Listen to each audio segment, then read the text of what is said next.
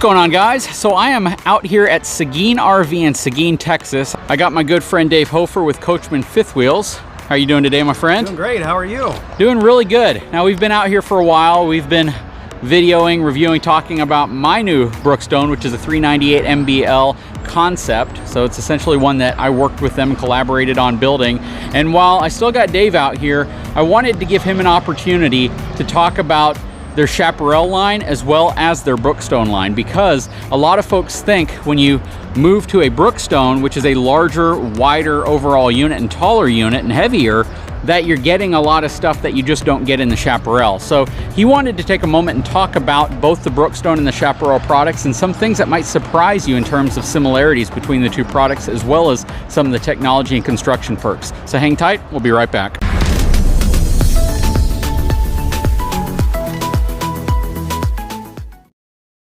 All right, so Dave, please take a moment, kind of explain some of the differences and similarities between the Brookstone and the Chaparral. Absolutely. So they're built on the same production line, using a lot of the same construction methods, almost identical construction methods. Outside of, depending on the size of the unit, you may not need a 12-inch I-beam like you have in the Brookstone product across the board. This particular unit would have a 12-inch I-beam. We're pushing 42 feet. This is a new series called the X Edition, which is based off of our mid-profile series for Chaparral. Okay, and mid-profile meaning?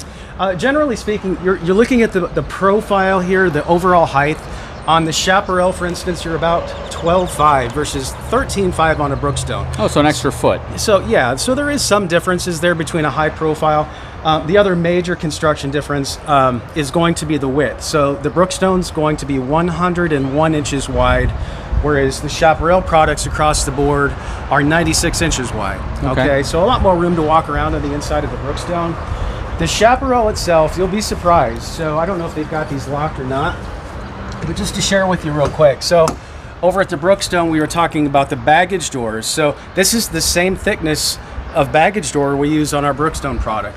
The same insulative values in the sidewall, the same Azdel composite construction, and this is same for our light product as well. So if you look in here and look up, you've got the same radiant barrier insulation, you've got the same battery kill switches and tool storage, and all of those features that are in Brookstone are in Chaparral as well. Now, because the roof truss system, it's higher, okay? You have 5-inch roof truss with double batten insulation, okay? We're pushing our 45 here. We're pushing around our 38 in the Chaparral. Okay. It varies. You know, you have a higher R value at the center of the roof line. When you compress the batten insulation towards the edges, then it reduces. We try to give you honest R values. An average R value is what we're trying to give you there. So axles, suspension, overall tires, you'd be surprised. The X Edition, which is less cost prohibitive Chaparral product line. So Chaparral being a mid-profile series, even the light series, you're going to find that we use very similar axles. So this unit will have 7,000 pound Dexter axles. It's got the road armor suspension with the heavy duty shackles, 1/2-inch thick shackles, wet bolts, you know, Zerk fittings for easy greasing, G-rated tires, even on an X Edition product. So I mean, that's kind of unheard of in this segment, okay, for a mid-profile series. So you're getting essentially very similar tires on the Brookstone series as well as the mid-profile Chaparral. Now, if you get into a light series, you don't need 7,000 pound axles. You'll go to 5,200 pound or 5,100 pound axles. So overall, very similar R values. What we try to do, just because you see light or X Edition on the side of a unit, it doesn't mean that it's built cheaper with Chaparral. We really focus on the value proposition. Even with Brookstone, we could use really high gloss gel coat, but we chose to find a middle ground, right? So Lamilux 1000, and then we're using Azdel composites behind as a backer. It gives us higher R values, better sound insulation, impervious to mildew, rot, and mold. And you guys have been using Azdel in your units forever, right? Over a decade. Yeah. And it's one of the things that attracted me to Coachmen. I've been there for, it's going on 9 years, 10 years. Fantastic company, 50-year heritage. Definitely something that we're very proud of.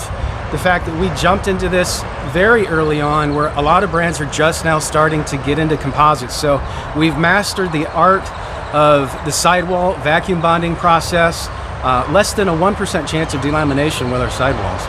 That's awesome. That is really, and that's the big perk behind Azdel. That's why it's such a popular and well-received product. When you see that Azdel composite panel sticker on the side, almost universally people are like, wow, this says Azdel. It's a wow factor. Absolutely.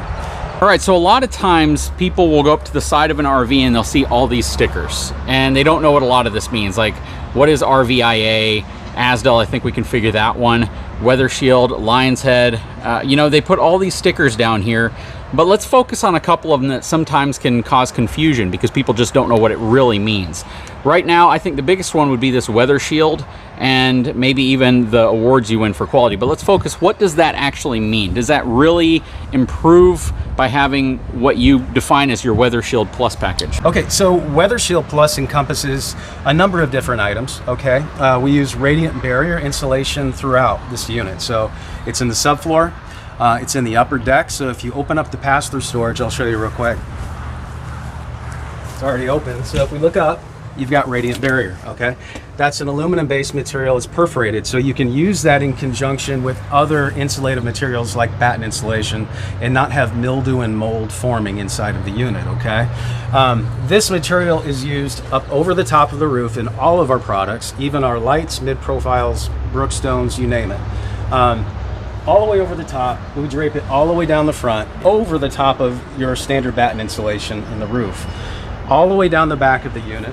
So even your upper deck in your mid profiles, if we pulled this skin down, you've got radiant barrier insulation down below and over the top. The other thing the radiant barrier helps you with is from floor to ceiling, it keeps the temperature within 2 to 3 degrees. It keeps it more consistent. So that combined with the Azdel material and fully ducting the furnace to the underbelly in all of our products, you never have water lines that are exposed to the exterior elements. That's our Weather Shield Plus in a nutshell.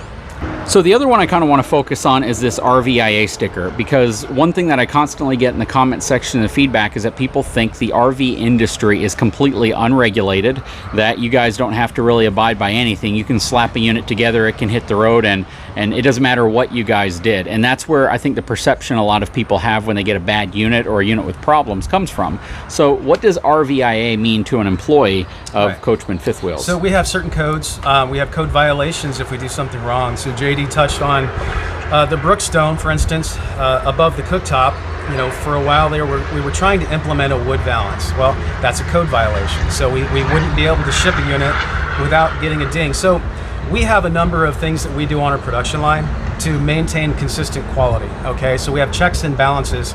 It doesn't start at the end when the unit ships and it goes to a dealer. We don't expect the dealer to put a unit back together. So there's certain things that we have to do, laws that we have to abide by, electrical, plumbing, you name it. But there's certain things that Coachmen does that's very unique. So for instance, as a unit's coming down the production line, there'll be at least 3 different times when the LP lines are checked before it leaves the factory. We'll fill the unit on the production line with water all the way up to the toilets. That's very, very unique. You don't see a lot of brands doing things like that. It's just checks and balances, making sure that when the unit goes over, because we do have random units going to a PDI facility. It's a pre-delivery inspection facility. And what happens there is we get a report back, okay? The results from those reports are posted right where our employees come in and check in the morning. And it's a logarithmic scale. It tells them, okay, if we have deficiencies or errors in electrical, they'll see it right away. So it's a way for us to keep track of everything. Our plant manager and our plant general manager are actually charged for every defect. Oh, so wow. So it's financially hitting you as well. It definitely will. And it keeps everybody in check and in balance. So over here, the Lion's Head, real quick, we didn't touch on that. This is one of the absolute best warranty. I don't even see warranties like this in the automotive industry. The 125 warranty from Lion's Head, who is our distributor, means essentially this has a 5-year warranty against manufacturer's defects. This is not a prorated warranty, okay? So 5 years down the road, you have a bubble on the inside of your tire and it's bald, they will send you a brand new tire. Okay, that's unheard of. So 2 years here is roadside assistance, okay, 24/7 roadside assistance. 12 months or 1 year, you can take this unit, drive over a box of nails, and that's their no excuse guarantee right here, okay? So for the first year, If you damage the tire, if you damage the rim as well, that comes from Lionhead also. They have the same warranty. No questions asked.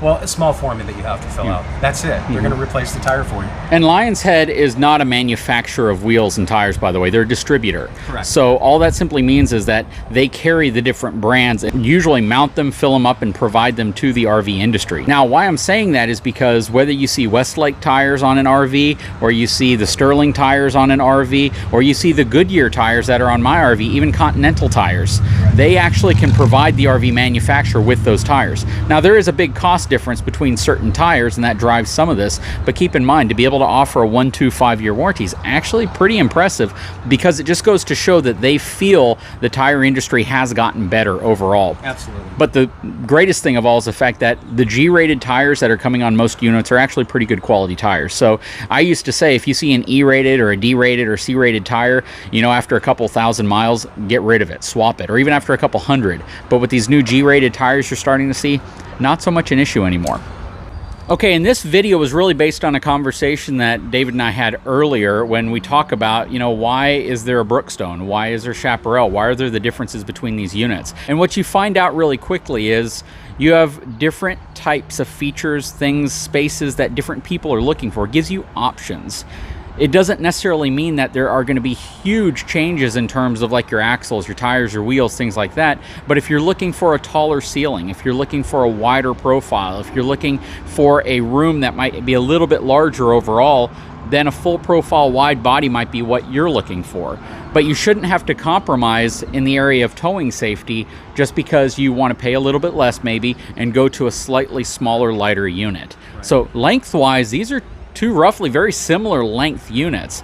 This one's going to be roughly a foot shorter, which you could arguably say can give you some improvements in terms of aerodynamics when towing, and also clearances when going through certain types of parks or certain types of environments. This one is going to be for those folks looking for the most room possible in an RV. They want to maximize their space and get as much room possible, have that much larger storage because of the drop frame. You know, this rides on a different style chassis. But some people would argue that they like the straight beam chassis better because it's one solid beam and you don't have to worry about a lowered section. So at the end of the day, it's just about choice, right? Giving you more choice, as well as trying to find a unit that gives you what you're looking for the type of vehicle you're going to be towing it with in the price range you're trying to be at. Did I get anything wrong there? Not at all.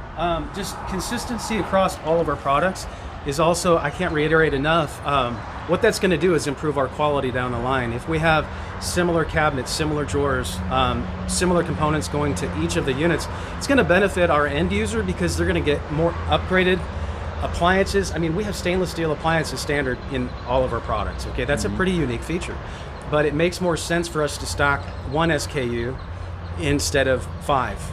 Yep. So consistency breeds quality. So that's one of the things that we really push at Coachmen Fifth Wheels. We really just appreciate everything that you've done, the time that you guys have all spent watching these videos. Please give us your feedback, comment, subscribe. JD's really a hardworking guy, man. I tell you what, he's one of the hardest working YouTube individuals I've seen. But I appreciate that, man. Absolutely. Subscribe to this guy. We want to hear your feedback. So thank you so much for all your time, and we'll talk to you soon. Yep. Thanks, everyone. If you haven't had a chance, please subscribe to my channel. Give me a thumbs up, and we will be back very soon.